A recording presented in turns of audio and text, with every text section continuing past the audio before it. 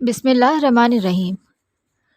جب زلیخا اور اس کی مہمان عورتوں نے یوسف علیہ السلام کو ملکہ کی بات مان لینے پر اصرار کیا تو یوسف علیہ السلام نے اللہ سے ان الفاظ میں دعا کی کہ اے میرے رب، مجھے قید اس سے زیادہ پسند ہے جس کام کی طرف یہ مجھے بلا رہی ہیں۔ اگر تو ان کے مکر و فریب کو مجھ سے دور نہیں کرے گا تو میں ان کی طرف مائل ہو جاؤں گا اور نادانوں میں سے ہو جاؤں گا۔ اے اللہ، اگر تو مجھے میرے نفس کے حوالے کر دے گا تو میں تو عاجز اور کمزور ہوں، اور میں اپنے لیے کسی فائدے یا نقصان کا مالک نہیں ہوں، مگر تو جو چاہے کہ مجھے قوت دے اور مجھے بچائے اور میری حفاظت کرے تو میں بچ جاؤں گا۔ اس بات کو سورہ یوسف آیت نمبر 34 سے 41 میں یوں بیان کیا گیا ہے: تو خدا نے ان کی دعا قبول فرما لی اور ان سے عورتوں کا مکر دفع کیا، بے شک وہ سننے والا اور جاننے والا ہے۔ پھر اس کے باوجود کہ وہ نشانی دیکھ چکے تھے، مگر ان کی رائے یہی ٹھہری کہ کچھ عرصے کے لیے ان کو قید ہی کر دیں، اور ان کے ساتھ 2 مزید نوجوان جیل میں داخل ہوئے۔ ان میں سے ایک نے کہا کہ میں نے خواب دیکھا ہے کہ انگور نچوڑ رہا ہوں۔ دوسرے نے کہا میں دیکھتا ہوں کہ سر پہ روٹیاں اٹھائے ہوں اور پرندے ان میں سے کھا رہے ہیں، تو ہمیں تعبیر دیں کہ آپ نیکوکار نظر آتے ہیں۔ یوسف نے قیدیوں کو تبلیغ دین کی اور کہا کہ جو کھانا تمہیں ملنے والا ہے، اس کے آنے سے پہلے میں تمہیں اس کی تعبیر دے دوں گا۔ یہ ان باتوں میں سے ہے جو میرے رب نے مجھے سکھائی ہیں۔ جو لوگ خدا پر ایمان نہیں لائے اور قیامت کے دن کا انکار کرتے ہیں، میں ان کو اور ان کے مذہب کو چھوڑے ہوئے ہوں اور اپنے باپ دادا ابراہیم اور اسحاق اور یعقوب کے مذہب پر چلتا ہوں۔ ہمیں یہ لائق نہیں کہ ہم خدا کے ساتھ کسی چیز کو شریک بنائیں۔ یہ خدا کا فضل ہے ہم پر بھی اور لوگوں پر بھی، لیکن اکثر لوگ شکر نہیں کرتے۔ میرے ساتھیوں، بھلا کئی جدا جدا آقا اچھے یا ایک یکتا اور غالب خدا اچھا ہے؟ جن چیزوں کی تم خدا کے سوا پرستش کرتے ہو وہ صرف نام ہیں جو تم نے اور تمہارے باپ دادا نے رکھے ہیں، خدا نے تو ان کی کوئی سند نازل نہیں کی۔ جان رکھو کہ خدا کے سوا کسی کی کوئی حکومت نہیں ہے۔ اس نے حکم دیا ہے کہ اس کے سوا کسی کی عبادت نہ کرو، وہی سیدھا دین ہے، لیکن اکثر لوگ نہیں جانتے۔ تم میں سے ایک پہلا خواب بیان کرنے والا تو اپنے آقا کو شراب پلایا کرے گا، اور جو دوسرا ہے اسے سولی چڑھا دیا جائے گا اور پرندے اس کا سر کھائیں گے۔ یہ تم جو عمر مجھ سے پوچھتے ہو اس کا تو فیصلہ ہو چکا ہے۔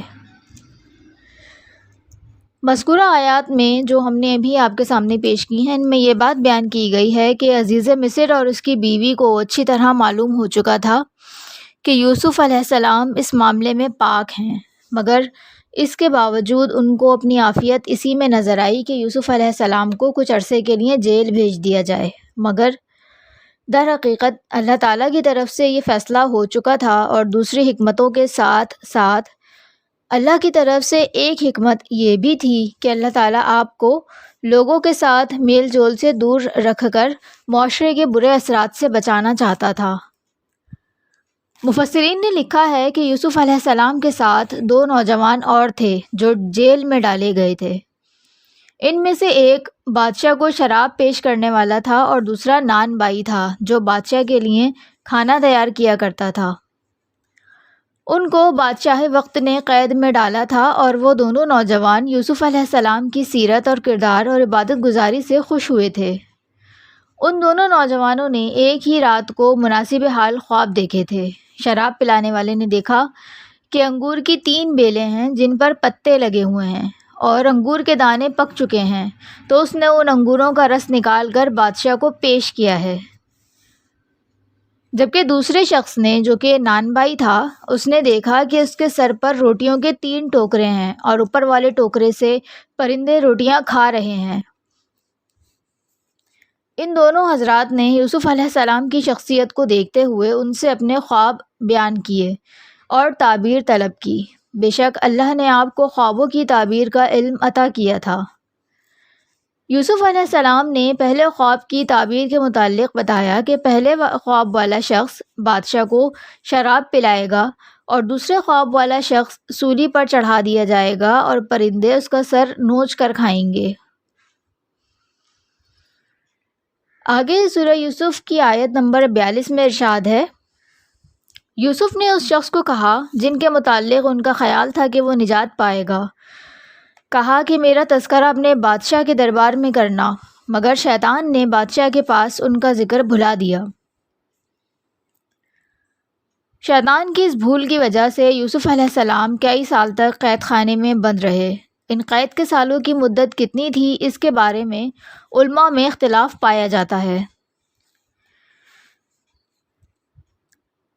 سورہ یوسف آیت نمبر 43 سے 49 میں ذکر ہے، اور بادشاہ نے کہا کہ میں نے خواب دیکھا ہے کہ 7 موٹی گائیں ہیں جن کو دبلی گائیں کھا رہی ہیں، اور 7 خوشے سبز ہیں اور 7 خشک ہیں۔ سرداروں، اگر تم میرے خواب کی تعبیر دے سکو تو بتاؤ۔ انہوں نے کہا، یہ کیسے خواب ہیں؟ ہمیں ان کی تعبیر نہیں آتی۔ وہ شخص جو قیدیوں سے رہائی پا گیا تھا، اسے مدت کے بعد یاد آیا تو وہ بول اٹھا، میں آپ کو اس کی تعبیر لا دیتا ہوں، مجھے جیل خانے جانے کی اجازت دیجیے۔ وہ یوسف کے پاس آیا اور کہنے لگا، اے یوسف، اے بڑے سچے، ہمیں اس خواب کی تعبیر دیں کہ 7 موٹی گایوں کو 7 دبلی گائیں کھا رہی ہیں، اور 7 خوشے سبز ہیں اور 7 خشک ہیں، تاکہ میں لوگوں کے پاس جا کر انہیں تعبیر بتاؤں، تو عجب نہیں کہ وہ تمہاری قدر جانیں۔ انہوں نے کہا کہ تم لوگ 7 سال متواتر کھیتی کاشت کرو گے، تو جو غلہ کاٹو اس میں تھوڑے سے غلے کے سوا باقی اسی خوشوں میں رہنے دینا، پھر اس کے بعد خشک سالی کے سال آئیں گے تو جو غلہ تم نے جمع کر رکھا ہوگا وہ ان سب کو پورا ہو جائے گا، صرف وہی جو تھوڑا باقی رہ جائے گا جو تم احتیاط سے استعمال کرو گے۔ پھر اس کے بعد 1 سال ایسا آئے گا کہ اس میں خوب مینا برسے گا اور لوگ اس میں رس نچوڑیں گے۔ یہ خواب بادشاہ وقت نے دیکھا تھا، اور اس کے دربار میں موجود کوئی بھی شخص اس خواب کی تعبیر نہیں کر سکا تھا۔ جس وقت بادشاہ نے یہ خواب بیان کیا، اس وقت ان نوجوان قیدیوں میں سے ایک قیدی جو رہائی پا کر بادشاہ کے پاس شراب پیش کرتا تھا، اسے یاد آیا کہ جب وہ جیل میں تھا تو اس نے بھی یہ خواب دیکھا تھا، اور جیل میں موجود ایک معزز شخصیت نے اسے اس خواب کی سچی تعبیر دی تھی، اور انہوں نے اس سے یہ بھی کہا تھا کہ بادشاہ کے پاس جاؤ گے تو میرا ذکر کرنا، مگر وہ تو شیطان کے بہکاوے کی وجہ سے یہ ساری بات بھول چکا تھا۔ دراصل مصر کا بادشاہ اس وقت ریان بن ولید بن سروان بن اراشا بن فاران بن عمرو بن املاق بن لاود بن سام بن نوح علیہ السلام تھا۔ اس نے خواب دیکھا کہ وہ نہر کے ایک کنارے پر ہے اور وہاں سے 7 موٹی گائیں نکلیں۔ انہوں نے باغ میں چرنا شروع کر دیا، اور پھر 7 کمزور گائیں اسی نہر سے نکلیں اور انہوں نے بھی چرنا شروع کر دیا، مگر کمزور گائیں موٹی گایوں کو کھا گئیں۔ بادشاہ گھبرا کر خواب سے بیدار ہو گیا، دوبارہ سویا تو دیکھا کہ ایک ٹہنی پر 7 سرسبز خوشے ظاہر ہوئے، پھر 7 خشک گوشے ظاہر ہوئے۔ خشک گوشوں نے سرسبز و شاداب خوشوں کو کھا لیا۔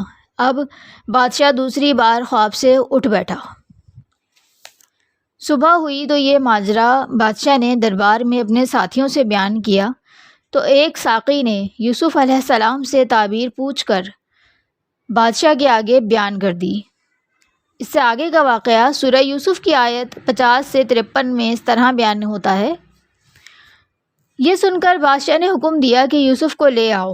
قاصد گیا تو یوسف نے کہا کہ اپنے آقا کے پاس جاؤ اور پوچھو کہ جن عورتوں نے اپنے ہاتھ کاٹ لیے تھے ان کا کیا حال ہے، بے شک میرا پروردگار ان کے مکروں سے خوب واقف ہے۔ بادشاہ نے عورتوں سے پوچھا، اس وقت کیا ہوا تھا جب تم نے یوسف کو برائی کی طرف مائل کیا تھا؟ عورتوں نے کہا کہ ہم نے اس میں کوئی برائی معلوم نہیں کی۔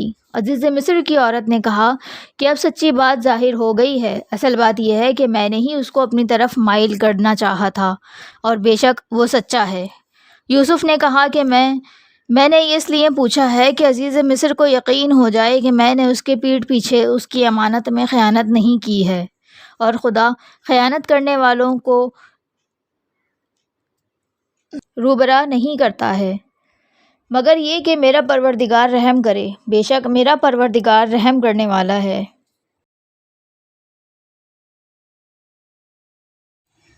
قصص الانبیاء مکمل سننے کے لیے اس چینل کو سبسکرائب کریں اور دوسروں کے ساتھ ضرور شیئر کریں۔